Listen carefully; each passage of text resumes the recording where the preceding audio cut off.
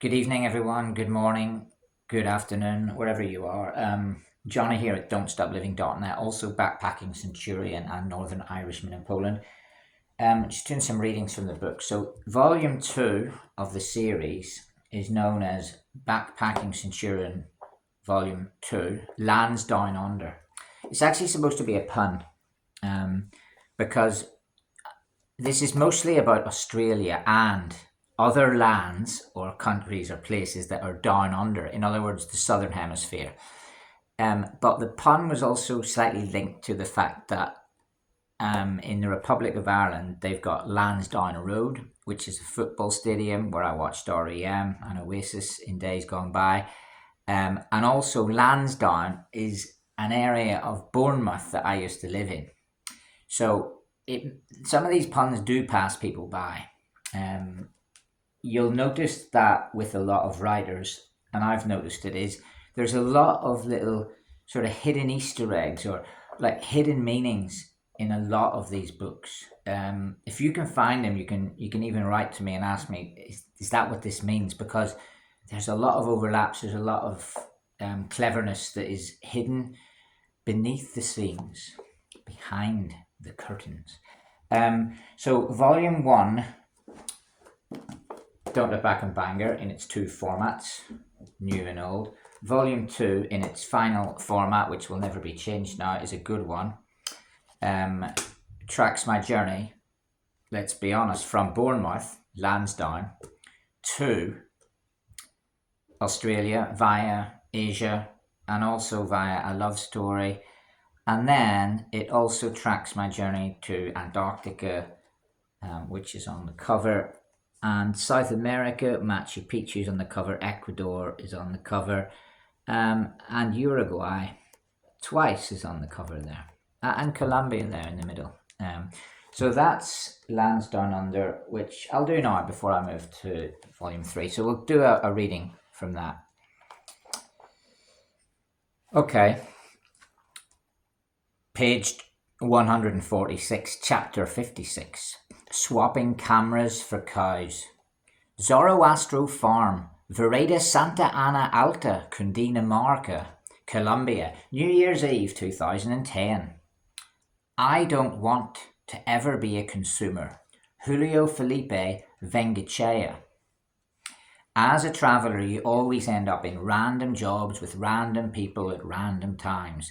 The story begins in July 2004, actually, in Bournemouth, Dorset, England. I lived there at the time and was in my third month of working by the beach selling ice cream. It was a great time in my life.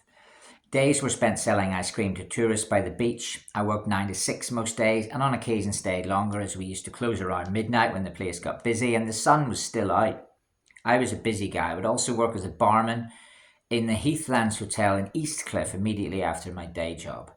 On my nights off, I would party downtown with the many international friends I had made from living in the seaside town. Life in the summer of 2004 was good, if busy. One day I was selling ice cream in a beach hut known as Mobile 2. It was council run and I was in charge of the unit for the day, working alone. Late afternoon the hut got busy and help arrived in the form of an intriguing Colombian guy. I was immediately introduced to Julio Felipe Vengechea, my co-worker, as we sold ice creams together. He was the first ever Colombian I met in life. We got talking about the usual stuff that people talk about. Where are you from? What do you do? Why are you here? Fancy a beer, etc. Julio and I built up a rapport. And though I didn't see him much in the winter when our summer jobs ended, we were reunited the following spring, as we often ran the hot food joint in Best Break on busy bank holidays. We would take turns at cooking the food and doing the tills. Julio's English was good. My Spanish at the time was just a few words, through hearsay.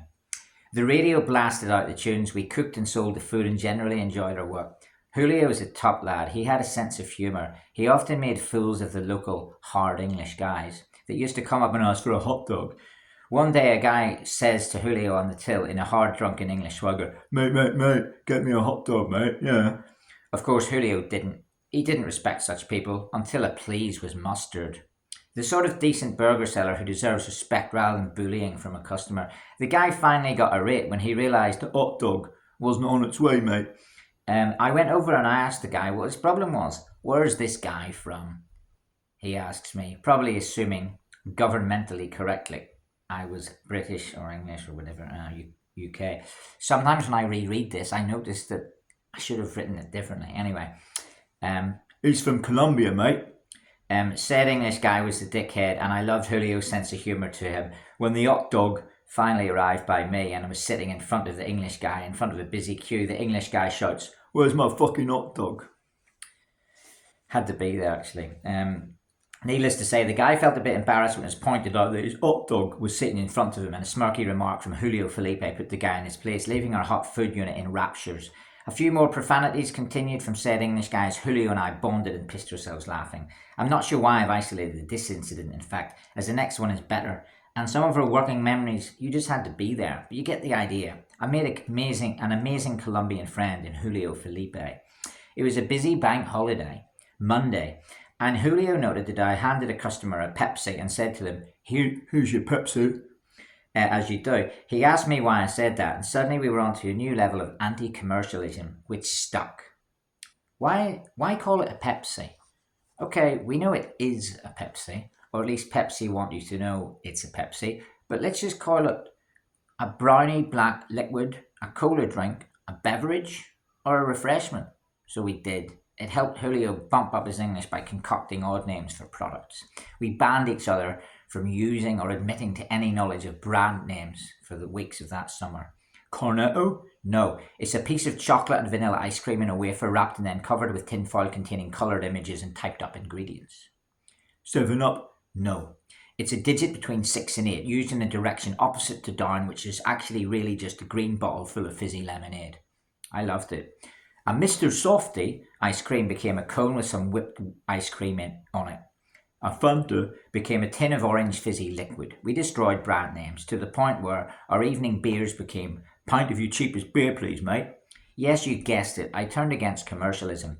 There is an irony, of course, as I studied public relations at the time, worked for Apple a year later, and indeed am proud of brands I have worked for. But think about it.